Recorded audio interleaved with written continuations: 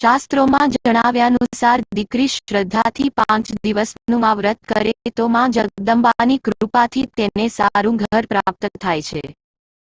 ચાતુર્માસમાં ભગવાન વિષ્ણુની આરાધનાનો વિશેષ મહિમા રહેલો હોય છે. ગૌરી વ્રત 5 દિવસનું હોય છે. પૂનમના દિવસે વ્રત પૂર્ણ થયા બાદ બાળકીઓને જાગરણ કરવાનું હોય છે. વ્રતના દિવસો દરમિયાન સવારે શંકર ભગવાન અને ગૌરી માતાનું પૂજન કરવાનું હોય છે. વાંસની ટોપલીમાં જવારા વાવવામાં આવે છે અને તેનું પૂજન કરવાનો વિશેષ મહિમા છે. 5 દિવસ ગૌરી માતાનું પૂજન કરીને જ ફળાહાર કરવાનું હોય છે. વ્રત દરમિયાન મીઠું ખાઈ શકાતું નથી. કેટલીક બાળકીઓ એક ટાઈમ જમીને પણ આ વ્રત કરે છે. 5 વર્ષ સુધી આ વ્રત કરવાનું હોય છે.